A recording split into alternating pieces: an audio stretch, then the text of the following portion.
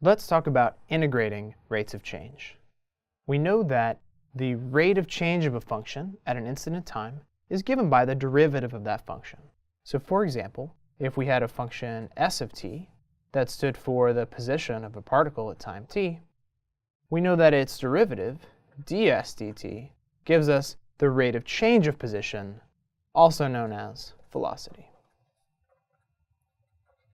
Now today I want to think about this same relationship, but in the opposite order. In other words, if we're given information about velocity, then we could integrate or find an antiderivative to learn information about position. So hence the title, Integrating Rates of Change. In our first example, we're going to use this principle to solve a differential equation.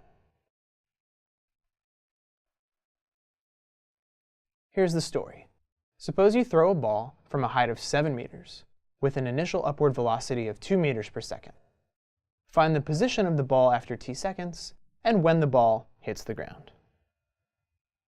You might be familiar with this type of problem from physics.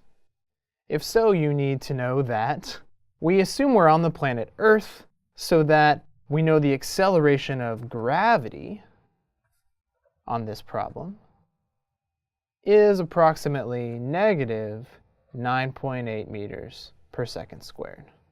For our purposes, let's round this number to minus 10.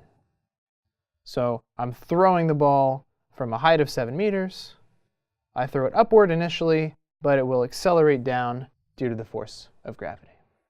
Okay, so my differential equation is actually given here by the fact that the acceleration is a constant. Acceleration, as we know, is the rate of change of velocity.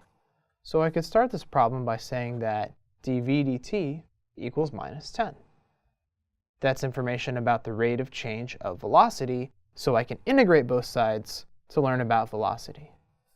Integration gives me v of t equals minus 10t plus a constant.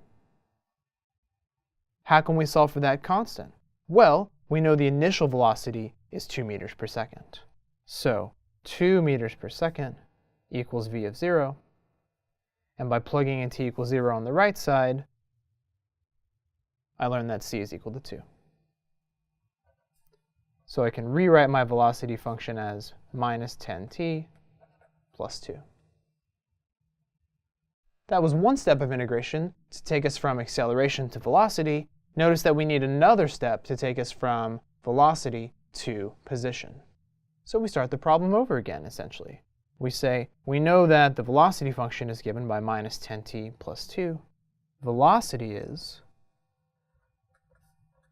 the rate of change of position. So by integrating, I can learn information about the position function. So s is equal to minus 10 times 1/2 t squared plus 2t plus a constant. Maybe I'll call it k. I can solve for k because I know the initial position was 7 meters. So 7 is equal to s of 0 is equal to 0 plus k. And so I can find the position function from the ball as follows. It's minus 5t squared plus 2t plus 7. Now, if you know certain equations from physics, you might have been able to jump straight to this answer, but we can see where those equations are derived by integrating rates of change. Finally, I guess we need to answer when the ball hits the ground. To find when the ball hits the ground, I set the position equal to 0. So I'm setting s of t equal to 0, and I want to solve for the t that makes that position equal to 0. This is a quadratic equation, which, if you check my algebra, can factor as follows. T plus 1 times 5t minus 7. We get two answers anytime we solve a quadratic, but one of these answers doesn't make sense because it gives us a negative time. This one gives me a positive time. T equals 7/5, or 1.2 seconds.